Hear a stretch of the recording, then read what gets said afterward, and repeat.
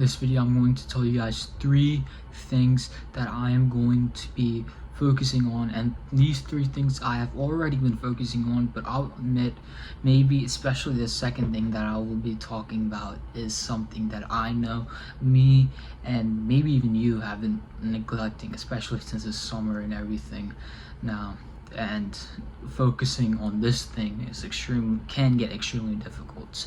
However, a little backstory about me is I've been lifting for around 7 months now. Here are my before and after pictures, and even though I have not put on, well, what I mean is I don't have that much of an impressive physique, but I think just for 7 months that I have put on some decent muscle mass, and I think I have an above average physique for someone who has been only going to the gym for just 7 months. And I think the majority of that is because of these 3 reasons, which I would be loving to tell you guys about today. So without wasting any more time, let's get straight into it.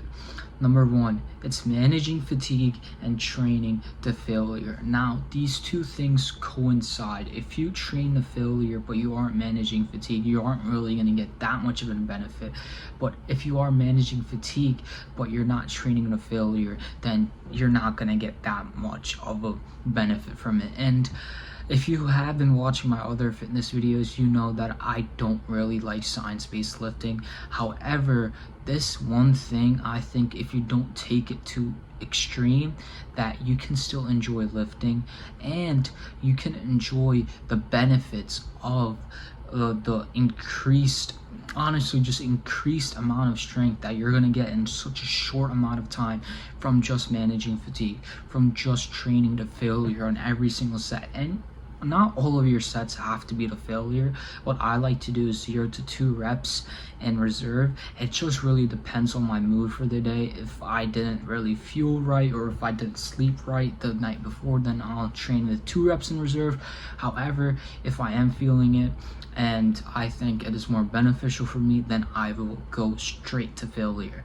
And how I manage fatigue is I do 6 sets per body part. So 6 sets for chest, 6 sets for back, 8 legs, 8 sets for legs. I mean, legs are the only exception because I only train them once a week, because I think that's all I need. My legs stay sore for like the next 3 to 4 days, and legs are the only thing that gets sore for me, so I think I only need to train them once a week. And I still do deadlifts, so technically I am still training them twice a week, but whatever. And the second thing is sleep. So if you remember in the beginning of this video, you know I still struggle with this. However, I have been lifting for 7 months now, like as I said. But if I did really focus on sleep better, just like 30-50% better, then I would honestly been like at least 20%, maybe even 30% bigger, 20%, 30% stronger, maybe even more. I don't know, I just made those numbers up. However, you get the point. I get on average like around 6 hours of sleep. However, I know that if I got more good quality sleep, not 6 hours, but 8 to 9 hours of good quality sleep, I know I would have made much more gains. And I probably would have been like 5 more levels jacked. So that's the number 2 thing. And the number 3 thing is consistency. I have had friends who, before I started lifting, I would never have thought that I one day could be at the same level as these guys are. However, me 7 months in, I'm already stronger and bigger than some of my friends who were much stronger and bigger than me before me starting lifting. And I have made a good amount of progress than the friends who are still bigger and stronger than me. I'm catching up to them really fast. And I think because I'm pretty sure it's summer for you, it's summer for me too.